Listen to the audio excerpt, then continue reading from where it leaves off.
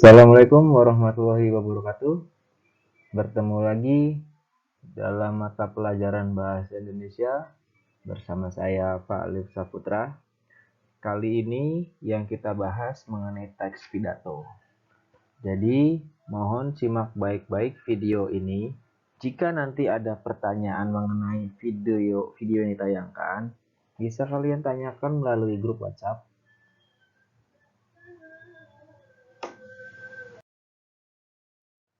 Pengertian teks pidato. Teks pidato adalah kegiatan berbicara di depan umum yang menyatakan gagasan, pikiran, pandangan, arahan, atau pesan.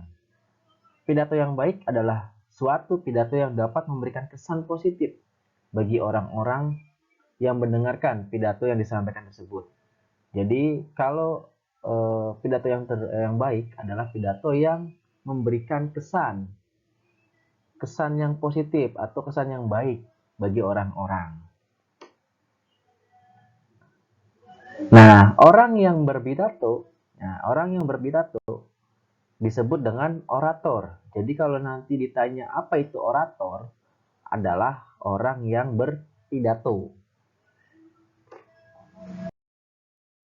Kemudian selanjutnya kriteria berpidato.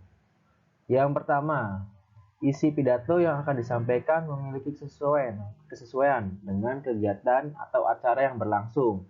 Jadi pidatonya disesuaikan dengan acaranya. Kalau memang acaranya contohnya acara Maulid Nabi atau acara Muharram, ya kalian sesuaikan temanya, pidatonya adalah mengenai Muharram atau Tahun Baru Islam. Lalu isinya bersifat menggugah, serta dapat bermanfaat bagi para pendengar pidato tersebut. Jadi isinya wajib bermanfaat untuk semua orang yang mendengarkan. Kemudian isi pidatonya tidak menimbulkan pertentangan. Maksudnya gimana? Contohnya kita membahas agama, membandingkan agama-agama, lalu bahas ras, dan lain-lain. Jadi intinya jangan bertentangan dengan yang ada di dalam suatu masyarakat tersebut atau suatu negara tersebut. Jadi jangan membuat isu-isu yang tidak benar. Jadi pidatolah yang memberikan kesan positif. Kemudian isinya benar, objektif, dan jelas. Jadi harus benar ya isinya. Jangan kalian membuat isu yang saya bilang atau opini-opini sendiri. Kemudian bahasa yang dipakai dapat dengan mudah dipahami pendengar. Jadi gunakan bahasa yang baik sesuai dengan lingkungan sekitar. Jangan menggunakan bahasa-bahasa yang sulit dipahami oleh semua yang mendengarkan di situ. Bahasa yang disampaikan dengan santun, bersahabat, dan rendah hati. Nah, intinya menggunakan bahasa yang baik saat berpidato. Kemudian istilah-istilah dalam pidato. Ada gagasan, ada pikiran, ada pandangan, arahan, dan pesan.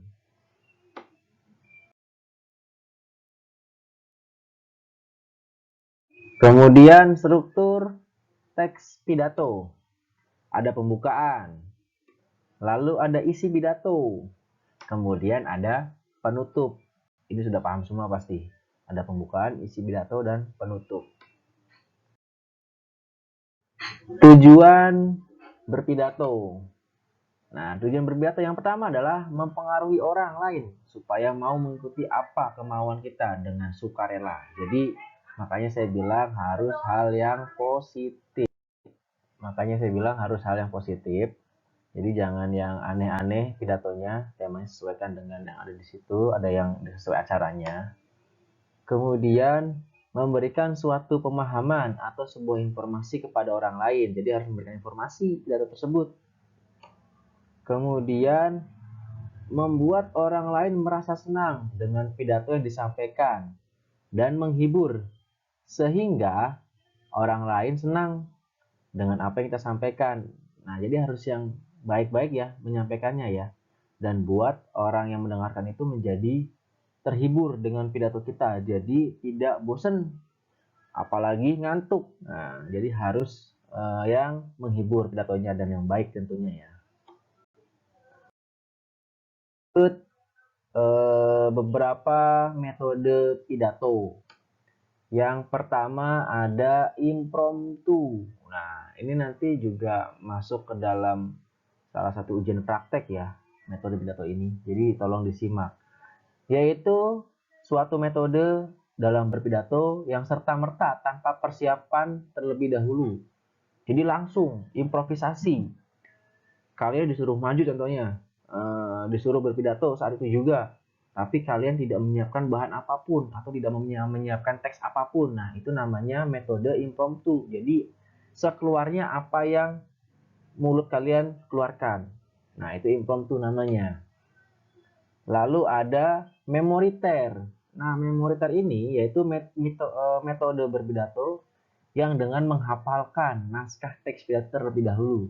Jadi dihafalkan teksnya. Kalian sudah bikin teksnya atau kalian sudah mencari teksnya, kemudian kalian hafalkan. Seluruh teks itu kalian hafalkan. Nah, itu namanya memoriter. Itu metode yang kedua. Lalu metode yang ketiga adalah naskah. Naskah yaitu suatu metode dalam berpidato dengan membacakan teks pada saat berpidato. Jadi kalian saat berpidato bawa teks. Teksnya sudah tersedia dan di situ ada pidatonya. Kalian tinggal baca di situ. Lalu yang terakhir ada ekstemporan. Ekstemporan itu metode berpidato yang terlebih dahulu menyiapkan secara garis besar konsep pidato yang akan disampaikan pada saat berpidato. Jadi ini sudah persiapan nih. Sudah ada teksnya, sudah kalian hafalkan, lalu kalian ambil garis besarnya. Jadi nanti saat kalian berpidato itu tanpa teks dan dia sudah memahami isi teksnya secara garis besar. Contohnya temanya Muharram, dia sudah memahami apa itu Muharram dan apa saja kelebihan-kelebihan Muharram itu. Contohnya seperti itu. Jadi nanti antara keempat metode ini masuk salah satu ujian praktek kalian. Jadi mohon dipersiapkan dari sekarang. Lalu ciri-ciri pidato. Nah, ciri-ciri pidato yang pertama adalah memiliki tujuan yang jelas. Isinya mengandung kebenaran. Jadi tidak opini ya, bukan pendapat ya, tapi benar adanya. Cara penyampaian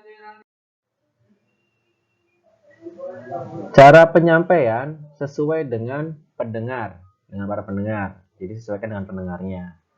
Kemudian menciptakan suasana efektif dengan pendengar. Nah, yang tadi saya bilang harus terhibur pendengarnya dengan pidato kalian. Kemudian penyampaiannya jelas dan juga menarik.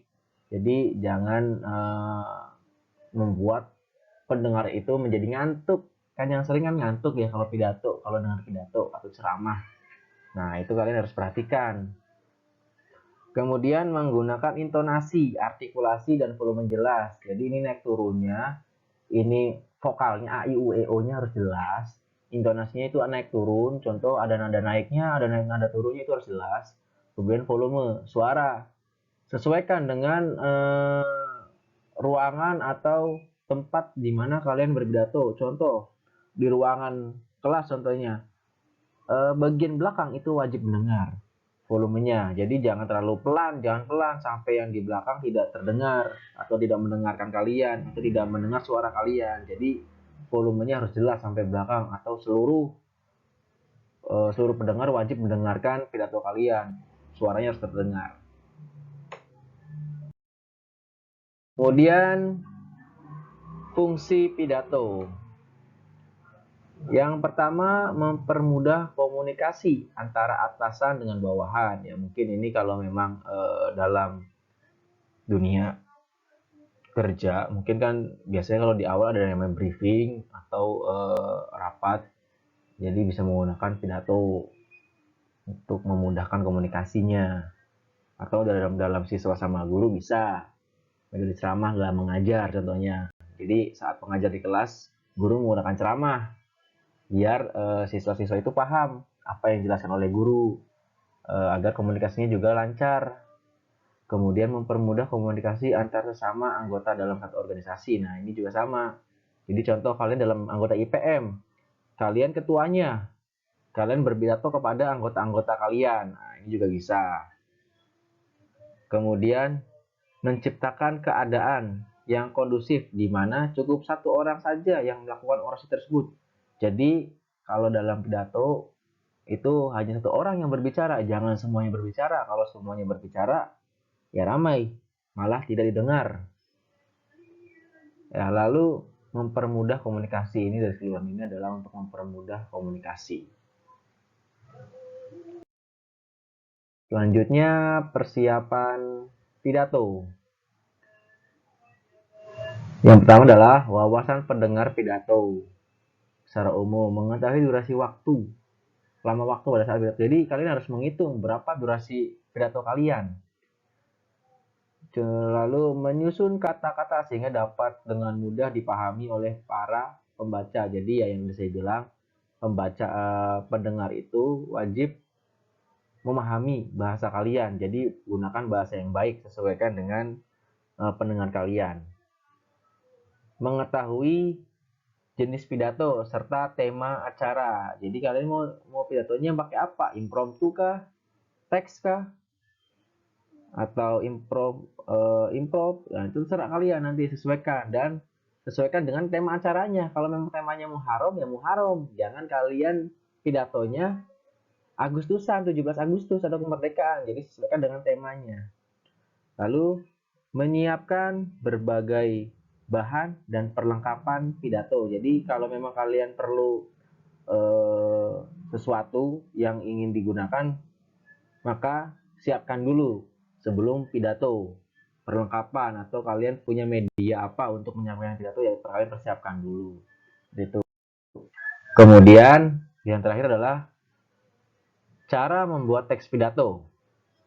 Yang pertama adalah menentukan teks pidato, tema ya, temanya apa? Contohnya temanya agama, boleh, atau temanya pendidikan, boleh. Lalu menentukan tujuan pidato. Pidato kalian ditujukan untuk apa? Apakah untuk memperingati tahun baru Islam, ataukah untuk memperingati kemerdekaan? Nah, itu kalian harus ditulis jelas juga. Membuat kerangka pidato. Jadi kalian ini membuat garis besarnya ya, setiap paragrafnya. Contohnya paragraf 1 itu pembuka, isinya salam untuk siapa, atau ditujukan untuk perkenalan atau bagaimana. Yang paragraf itu contohnya isinya mengenai, contohnya tahun baru Islam, bahas mengenai apa. Lalu paragraf 3 membahas mengenai apa. Nah, intinya membuat karangan garis besar setiap paragrafnya. Jadi nanti dari kerangka ini, dari kerangka pidato ini, kalian bisa menguraikan menjadi sebuah teks pidato. Nah, seperti itu cara membuatnya. Jadi, jika nanti kalian ada pertanyaan kurang paham mengenai video ini, bisa kalian tanyakan melalui grup WhatsApp. Kalian nanti ada tugas kalian, yaitu mencari teks pidato dengan tema bebas. Minggu kemarin kalian sudah menulis semua teks ini ya, materi ini. Jadi sekarang tugas kalian adalah membuat teks atau mencari teks pidato. Nah, nantinya tugas tersebut mungkin minggu depan. Jadi sekarang tugasnya hanya mencari teks pidato dengan tema yang bebas, minimal 2 lembar teks. Jadi dua lembar kertas ya. Teksnya jangan yang terlalu singkat dan jangan terlalu panjang. Jadi yang sederhana, yang sedang. Nah, tuliskan teks pidato tersebut di buku catatan kalian. Jangan lupa tulis nama dan kelas tiap lembarnya, karena ada 2 lembar ya. Kemudian foto juga saat kalian menonton video ini. Ingat, foto saat kalian menonton video ini. Nah, di kertas tugas itu jangan lupa tulis nama, kelas, dan tanggal. Tanggal saat ini, tanggal kalian mengerjakan tugasnya. Ya, jika nanti ada yang bingung mengenai soal-soalnya atau tugasnya, bisa kalian tanyakan di grup Bahasa Indonesia. Dan jangan lupa tulis nama dan kelas di kolom komentar sebagai absen kehadiran bahasa Indonesia. Sekian dari saya. Terima kasih. Wassalamualaikum warahmatullahi wabarakatuh.